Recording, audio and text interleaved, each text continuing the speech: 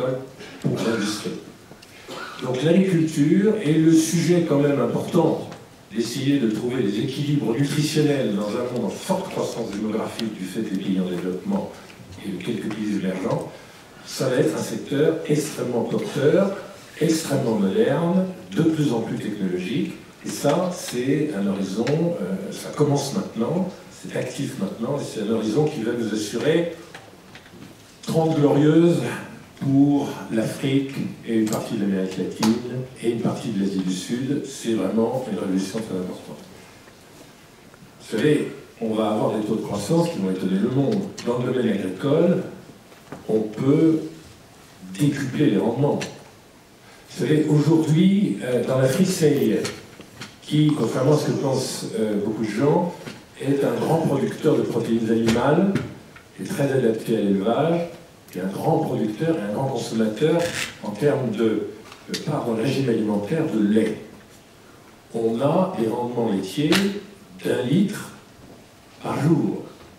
1 litre par jour, c'est assez éloigné des rendements français à 35, ou les rendements expérimentaux records à 45 litres par jour.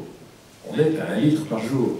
On sait, sans révolution en matière génétique, mais avec une révolution énergétique, avec une révolution financière, enfin, il faut beaucoup d'ingrédients, mais sans transformation scientifique, technologique considérable, on s'est placé assez facilement dans la première étape à des rendements de 15 litres. Le lait, c'est une chose très importante. Le lait, ça a beaucoup enrichi l'Europe. Le lait, ça a fait beaucoup pour transformer les pays sous-développés d'Europe du Nord ou des pays très très en retard économiquement, comme la Suisse, au XIXe siècle, en des pays relativement riches.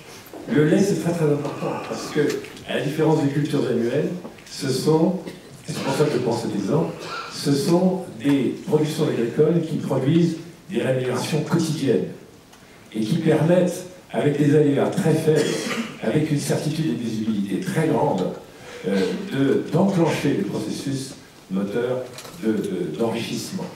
Et donc, je pense que l'exemple, il est tout à fait applicable aux céréales, il est tout à fait applicable aux oléagineux. Nous allons avoir des rendements multipliés par 10 sur des surfaces agricoles utiles en Afrique multipliées par 2. Et nous allons, par le machinisme, mais aussi par la logistique, mais aussi par les chaînes de froid, les techniques de conservation et les techniques de conditionnement, nous allons, en outre, beaucoup mieux préserver les produits et beaucoup économiser en travail, c'est-à-dire beaucoup augmenter en productivité apparente du travail. C'est-à-dire qu'on aura des rendements multipliés par 10 sur des surfaces multipliées par 2, avec un engagement de facteurs qui sera divisé par 4. Et là, vous calculez les taux de croissance. Et vous verrez que faire du 1000% de croissance, ça existe. Et lorsque je demanderai que ça existait bien avant nous, au Mexique, en Inde, en Chine, et maintenant le monde en développement face à cela.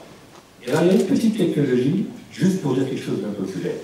Il y a une petite technologie qui va être assez utile, en dehors de toutes les technologies auxquelles on peut penser, par exemple pour revitaliser les agricultures. Ce sont des technologies financières.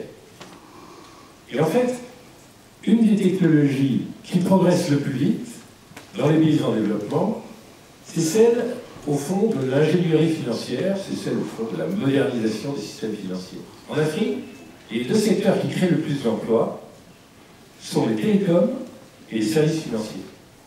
Pas le textile, pas l'agriculture, c'est pas ce que le folklorisme du regard sur l'Afrique nous ferait penser, ce sont les télécoms et les services financiers. Et pourquoi? Pour une raison très simple, c'est que les secteurs les plus basiques pour le développement des pays en développement, qui sont sûrement l'agriculture, la maîtrise de l'eau, la maîtrise de l'énergie, Monsieur le Président, ce sont les plus intensifs en capital. Et une chose terrible, c'est que quand vous voulez faire 100 $ de production agricole par an, vous devez investir 100 à 150 $.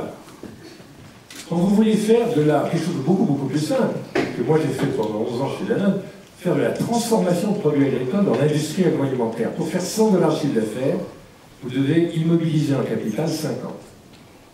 le coefficient en capital de l'amont agricole, et c'est vrai de l'amont énergétique, est l'activité la plus intensive en capital. Ce qui manque le plus aux pays en développement, c'est du capital. Pour produire du capital, quand vous avez de l'épargne, l'Afrique comme l'Amérique latine sont des pays qui épargnent beaucoup. Et quand vous avez de l'épargne, il faut la transformer en capital. Quand vous avez du numéraire, quand vous avez de l'épargne à vue, il faut un peu de technique financière, il faut un peu de marché financier pour transformer ça en investissement à long terme. Et il vous en faut beaucoup plus pour les commodités qu'il ne vous en faut pour l'industrie manufacturière. L'industrie manufacturière, les gens se lamentent, vous n'êtes pas assez industrialisé. C'est ce qu'il y a de plus simple à faire, et c'est ce qu'il y a de plus simple à financer. Et ce qu'il y a de plus difficile à financer, ce sont ces grands investissements de long terme absolument clés qui touchent l'énergie, l'eau, l'agriculture, complètement interreliées. Et en fait, de temps en temps, j'ai un peu de mal de la finance, il se trouve que les financiers sont très impopulaires.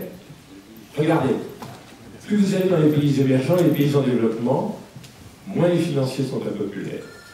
Plus vous restez dans le domaine des grands pays de l'OCDE, les grands pays développés, plus les financiers sont impopulaires. Pourquoi est-ce que les financiers finiront tous par se réfugier au Chili, au Mali et au Bénin? Parce que là, il est clair qu'ils servent à quelque chose. Par exemple, financer les besoins fondamentaux.